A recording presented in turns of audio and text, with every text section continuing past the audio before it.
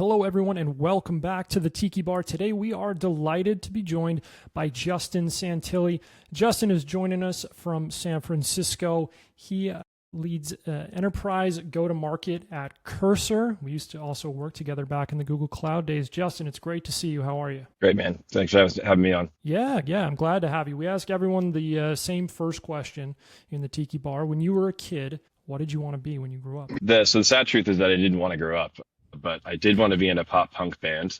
And then separately, somehow I kind of found my way into wanting to be an executive at some point. So I think that drove a lot of my early interest in sales, particularly seeing the through line between how sellers go to become executives at companies or founders themselves, like yourself, Kevin. Yeah. So even as a kid, you had kind of this ambition, then like business was somewhere crystallized in your brain. You're thinking about that even in like high school and stuff? I was, yeah. And a big part of that was actually driven by the ambition that my parents had. My father is a physician, so was looking for an outlet to, not necessarily in medicine per se, but something that would kind of provide for my family, build multi-generational wealth, those types of things. And this found my way into sales as a result of that. And what ended up being the first paying job that you ever had? Outside of mowing lawns for my family and the neighbors in Midland, I worked as a busboy at Outback Steakhouse. That was an interesting experience. A lot of late nights. I want to hear about that experience because I too was a busboy. It's actually the only job I ever quit. My parents had a rule. They you could never quit anything. And I came back one day from being a busboy and I was explaining to them the environment in which I was a busboy. And it was just, I was having to stay there way too late. And I said, Mom and Dad, can I please quit this? And they finally let me. But maybe your experience as a busboy was better. What was it like? It was not. No, it was probably the exact same thing you experienced. Restaurant industry is a special one.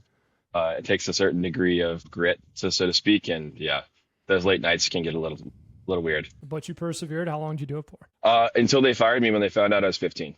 I think it was maybe only a couple of months, but it was definitely an experience. Oh, I love that. All right. So you were hacking your way into Outback Steakhouse. Hacking my way in, dude. That's right. All right. So Outback Steakhouse in like early high school. Any other odd jobs throughout high school before college? Yeah, good question. So I started at Tom Thumb as initially like a sacker, and then eventually worked my way up to the register. And then somebody at another restaurant, he was checking out one day and he was like, "Hey, you need to come work for me. You're a great personable person. And we need someone at the front register to help us greet people and take orders." The restaurant was Tin Star, which I don't think exists anymore, but did that for pretty much the rest of my way through high school and even into college when I was home for summers. Okay, cool. And then you went to the University of Texas. And so you go to Austin when hook 'em horns, of course. And when you are coming into Texas, do you have a vision for what your career should be like? What are you thinking about at that point in time? Great question. I don't think I had like many college students, I don't think I necessarily had the clarity that I would have liked at the time. However, I quickly found my way into sales. Actually, started at the Texas Student Media Company selling ads in the newspaper and the radio station, primarily obviously to the many apartment complexes around UT. Saw early success there and really liked that job, just interacting with people, going out and on sales calls, to the different apartment complexes. And that I think sparked my interest in kind of staying the course on sales, both within tech and also with my corporate communications studies. So was there like an initial deal or a moment when you kind of realized what it meant to sell in that motion where you have to show up to one of these offices, make a pitch? Like, does anything stand out to you from that time? There was one. I can't remember the name of the apartment complex because it's been moved so many times over. But certainly, I think it was like at the time it was like a $2,000 paycheck for a single deal, and I was like, oh man, this is awesome. I probably wouldn't spend that on like Chipotle and weed, but it was still such a great time. It's so great talking to salespeople because they will always tell you the exact number of some deal or some opportunity from like 12 years ago, even when it's like your first 2K bump. That's right. And so you're obviously like good at it and stuck with it through college. Any apprehension for you about selling, or you didn't mind hitting the pavement or dialing or whatever it is you were doing there? I think my mom had more apprehension about it than I did. I was ready to jump in with 2 feet. I found my way to SHI through the University of Texas Career Fair, and a fellow recent graduate, his name is Chris, was like, "Hey man, I just graduated and I'm already making 70K and I'm on my way to make 150 next year," which at that time was a lot of money, right? Especially in, I guess, early 2000s. I was like, okay, what's this SHI thing? And so knowing that they're dangling that carrot for me made the pain hurt a little less. And I think any of the younger sellers out there that are going through the same thing, just know that it gets better. There's still pain to the job, don't get me wrong, but there's a lot of rewarding things throughout your career as well. So tell me about that pain. You have experience selling, so presumably like the rejection, and that you have to make a bunch of calls or whatever it is. What's different about that first job at SHI that maybe hits you in the face? Oh yeah, interesting. The thing that hits you in the face, especially with those younger jobs, is number one, like the environment in those jobs is a bit different, right? It still kind of feels like almost like an extension of whatever you were doing in high school or college, right? Everyone's still learning, still trying to figure things out, potentially not sure where they'll go. And I think, we all feel that through different parts of our career, but nonetheless, the entry level jobs are tough, man. And I empathize with those doing that today, particularly with what's going on with AI and all these other things. It's tough to put in those long hours and kind of be exposed to a lot of new things. So yeah,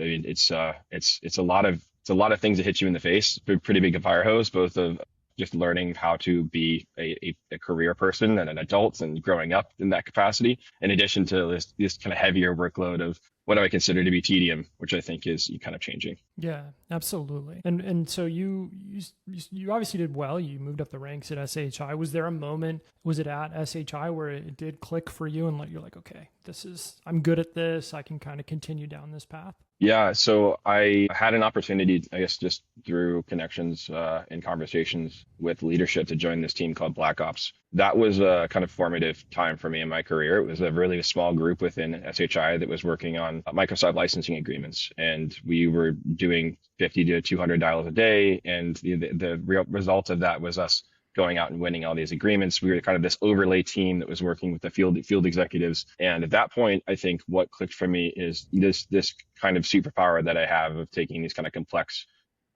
concepts and simplifying them to kind of this painful process of enterprise licensing. And there's been several of those examples throughout my career, but that particularly clicked for me. It's like, okay, this is kind of a special thing. I should probably lean into this. I can kind of do a good job as a technical seller, and have always really enjoyed the process of learning, right? It's kind of leading with curiosity in those scenarios. And that was the formative experience for me. Did you hit your 200 dials metric? That's a lot. Every day, man, every day. How did it work? Were they handing you a list and they say, here's the numbers, or did you have to put the list together too, and then you're just picking up and going? It was a bit of both. So we had a regional territory, and depending, I think it was actually, can't remember what the exact number of dials was a day. I think it was close to, make 150 perhaps. But yeah, we had a list, and that was the early part of that job. But latter part, it was actually taking the meetings and running them. It was just kind of the early part. And it's a lot, right? You kind of got to get through 50 dials before lunch, and then go to lunch and figure out what you're going to do the rest of the day, and how you're going to get to your number. But fortunately, I think social selling and things of that nature have changed a lot of the game for dials. So we still do those, but social media has been a big boon for sellers out there, and obviously for the buyers as well, just getting information. Yeah, I was a BDR as my first job out of college, and I remember I had a bit of an existential crisis when I was like, I forget how many dials we were doing, but I was just like, what am I doing here? This is rough. But you got through again, for all the young sellers out there, it does get better. Kevin and I are examples of that. It definitely gets better. Okay, so then you end up, next step is to go to Los Angeles and work for Sprinklr. You mentioned the world of kind of social selling there. Sprinklr, a big social media company. How did you end up in LA working for Sprinklr? Yeah, so it was a bit of a stepping stone. So I went from the success I was having on that Microsoft team at SHI to a field sales role with SHI. I stuck with that for like a year, and through that opportunity had met a good friend of mine, Spencer Russo, that was working at Thinking Phones, or Fuse at the time. We became good friends, and he introduced me to a gentleman by the name of Ken Bykoff, who was working at Sprinklr as a newly minted director of sales. And Ken was like, "Hey man, you're good. I want you to join my team, and I'm going to change your life because I'm bringing you into this ecosystem, which has now paid off," right? I think one important through line through your career is the people you surround yourself with and how you show up for them, because you will collaborate with them time and time again throughout your career. I noticed that. You also have this habit, which we'll get into, of kind of picking companies right before they popped. It seems like you hit that with Sprinklr. Did you know what you were getting into with Sprinklr at that time? I mean, it had probably already been on the upward trajectory, but it kind of takes off, from what I understand, during your time there? I actually remember applying for a job at like a similar time. So what was it like to be part of that kind of social media revolution and at a company that's at the forefront of it from an enterprise tech standpoint? It was exciting. I mean, to be frank, it was a lot of fun. I think that was my first experience with command of the message and force management as well. So learned a lot of the kind of core fundamentals of real enterprise sales there. So it was both exciting and beginning to work with brands like Sonos and Mattel and all these other companies that I had only kind of dreamed of working with before, having great sales leadership that was kind of in the boat with me and selling this awesome software. I think what stuck out to me then was kind of seeing that people could really like software or love software in their job and how important that product market fit was for finding your next role. Do you think it was easier to sell because you could probably personally understand it more, I would imagine, than what you had been selling at SHI, partially just because you're like getting older and more experienced at that point, but also a younger kind of seeming technology to deal with on the whole? Without a doubt. I mean, it's uber important as a seller to connect in some way to the technology you're selling or whatever it is that you're selling. Make it meaningful for you so that you can make it meaningful for your customers as well. Showing up for them is the most important thing you can do, not just from an accountability perspective, but also, getting them excited about whatever you're selling and figuring out if it's something that can help them solve their problems. And so you're from Texas. You went to school in Texas. Is that your first time kind of leaving the nest fully and setting up shop somewhere else? It was. Yeah, it was a bit of a scary experience initially, but it was one that I knew I needed to take. Being kind of a career-driven / ambitious person, it was cool to kind of leave the nest a little bit and go to a bigger city, kind of reinvent myself in some ways and really get experience outside of Texas. Yeah, absolutely. What ultimately brought you back to Austin? Couple things. One, my girlfriend, now wife. Two, how expensive California was. Also, I was young, so I didn't live in California as frugally as I probably should have. And I also kind of wanted to be back closer to my friends and family. So I did get a chance to do that with Sprinkler. They brought me back to Texas for a little bit. And then, but I had an account set that was like Anadarko and Crown Castle and all these. So I was like, there's no way I'm selling social media to these brands. Totally a tough territory for social media for sure. Although it's gotten better with a lot of folks moving to Texas. Absolutely. But yeah, so that's when I got the call from Google Cloud and that changed everything. So tell me that. I want to go through that part of the process. Google Cloud, they're setting up an Austin office at that time. What's their pitch to you? What do you know about cloud at that point? How do you get over there? Great question. Yeah, I at that point kind of knew that cloud was going to be the future in some capacity. I knew wanted to get into space, and it's something that I was interested in. I think towards the end of my SHI career was, I believe, when the initial Microsoft Azure and AWS and everything were just rolling out. And I was still trying to make sense of it, and Microsoft was still trying to make sense of it in their marketing too, and explaining it to customers and talking about laying pipe and all this. It was kind of weird. But Google was actually, it was a bit of both. For GCP in particular, it was a bit of both. It was both the interest of the cloud opportunity, but also an aspirational company for me to work for. I had actually tried to work for GCP, or sorry, specifically for Google. I think at the time that I was working at SHI, the super early office up north, when I think they were just still selling G Suite, and unfortunately didn't make it into that contracting role. They were on a hiring freeze. So came back. Honestly, it was a recruiter landed in my inbox, and I took the call, and I was like, "There's no way I'm going to make this," but it ended up working out. They hired how many of us, Kevin? Probably a couple hundred for that inside sales team. It was a lot of fun.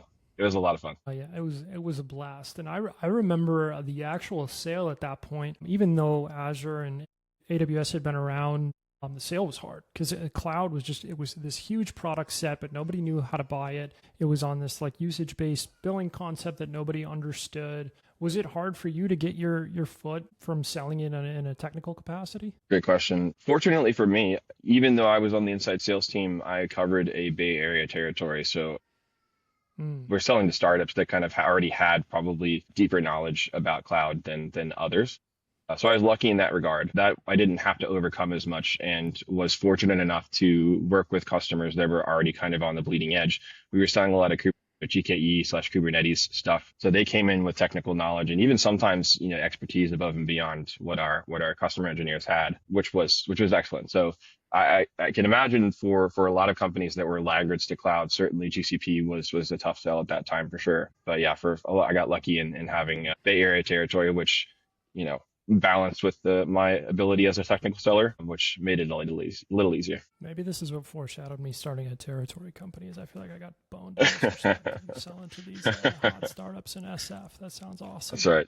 That's right. All right, so you move up the ladder pretty quickly at Google, had some success there. How would you describe the sales culture and the culture in general at Google, Google Cloud, versus maybe what you'd experienced before? The sales culture at Sprinkler was operationally intense, I think on purpose, because that was what they were trying to build. They were trying to build, and those things didn't come until much later in Google Cloud. I think after maybe even like the TK/Rob Enslin time towards the end of our tenure. So it was again, it's the only way to describe that sales culture would be, it was kind of googly, right? Like we brought a little bit of informalness to the process, and I think our customers appreciated that to some degree, while still meeting them where they were from a technical perspective. And the business value / operational stuff we figured out eventually, but the internal sales culture was very collaborative, right? And I think that was a big part of what I loved, was at least early in the process, we had this concept of pods, right, where you have an FSR and a couple of inside sales reps. That felt fun, just because there was a sales team that you were in the boat with as you were navigating,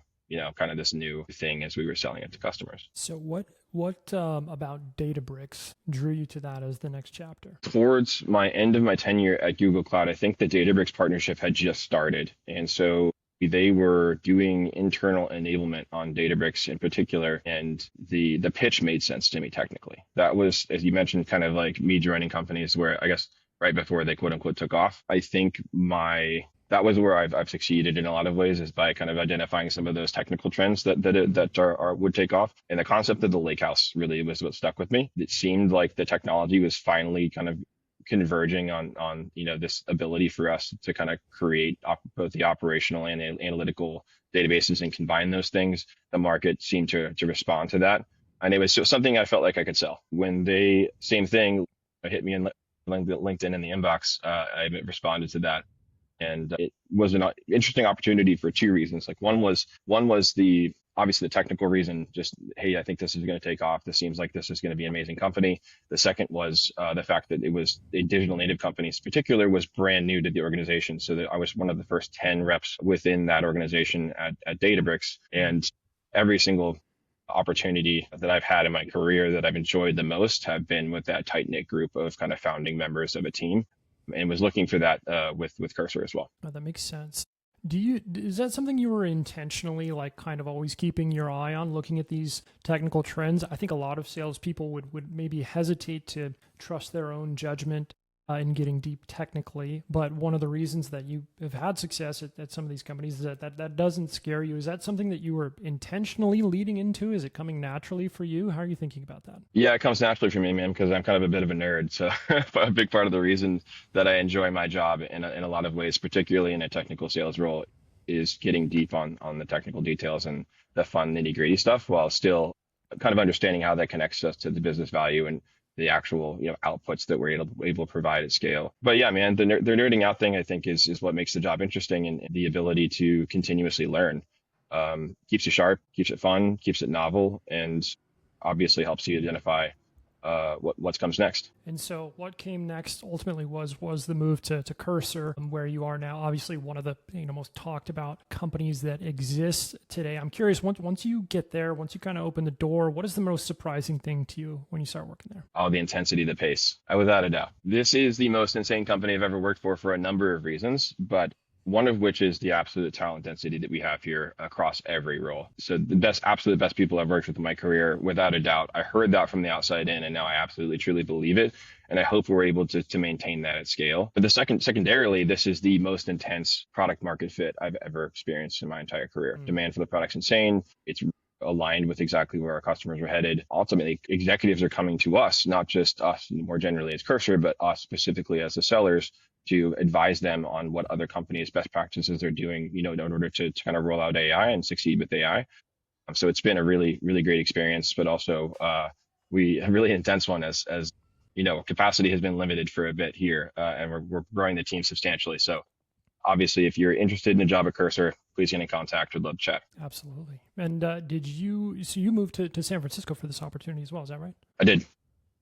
Okay. And how's that transition been for you? Transition's been great, man. Moving is always a bit of a challenge, as is moving into an older house within, we're a brand new house in Texas. So moving into an older house has been a bit of a challenge in some ways, but we live it, man. We're up in Marin and Greenbrae. This city, as we talked about at the beginning of the conversation, is absolutely beautiful. Having supported a territory either in San Francisco or Seattle for the last kind of 8 years, either GCP or Databricks, this kind of feels like a homecoming for me in some way. So super excited to be here and absolutely grateful for the opportunity to show up to work every day, driving across the Golden Gate and past the Marina Green. That's good vibes. Now, you've worked at exclusively very prestigious companies throughout your career. I'm curious if you can, when you take a minute and kind of look back at them, is there like a single through line that you've observed between all of them, a consistent theme that makes them all great? Yeah. Ultimately, I think it's the importance of making whatever it is that you do, making something that people love and getting that fit. But it's not necessarily flashy. It's not gregarious. It's not in your face. It is just making something that makes the job or whatever it is easier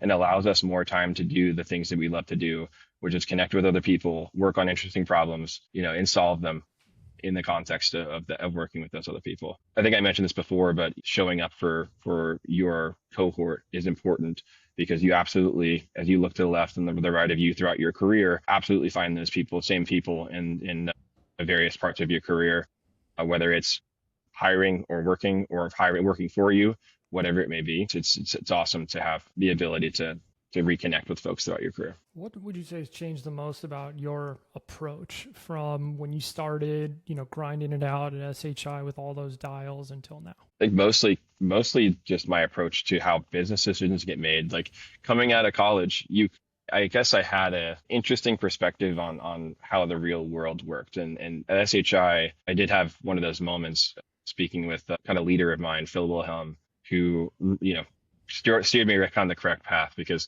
business decisions are made like every other decision, man. They're irrational decisions that you eventually rationalize through whatever data that you can find. And so my approach now is really more about building champions and collaborating with folks than probably like going and building these massive, data reports or whatever it is. Those are still important. You have to have all of those, but absolutely like finding your people and your champions within organizations and focusing on that, I think is probably key to how I approach my business versus just the long go. Do you have a favorite deal from your career? Maybe it's, I don't know if you can talk about specifics of who the company's with, but something about the story of the deal or something along those lines that made it your favorite. Oh man, put me on the spot, Kevin. Now I got to really think about what do I usually talk about. I think the one at Zoom at Databricks, I think was the most fun, because it was the land deal with them and where I probably had the most grit. The funny story about that was I thought I had the phone number for the EB and I guess it was in our CRM. So I texted that phone number thinking it was that person. The person that texted back was Eric Ewan himself. He was like, "Hey, I'm sorry, this isn't the person you were trying to reach, but it's Eric. Thank you. I'll look into this." And this was on a Saturday evening, by the way. He was super nice. And obviously we'd kind of aligned before that. So it was an interesting opportunity to connect with him. And they signed the next day on a Sunday to get the deal done just in time. So thank you, Eric.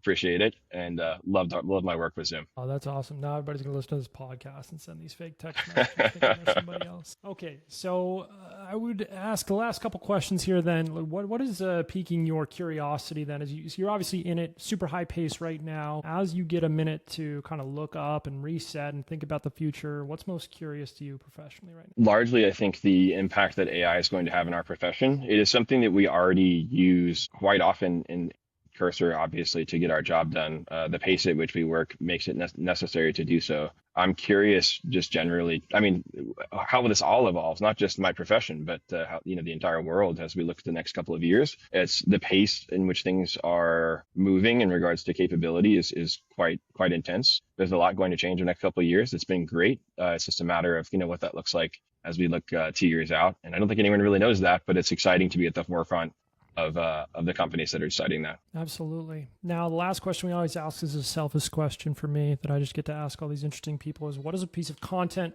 Could be a book, movie, show, podcast, can't be business related. Do you find yourself recommending to everyone? Just it could be Harry Potter, it could be whatever, just something you love. Man, what has really touched me recently?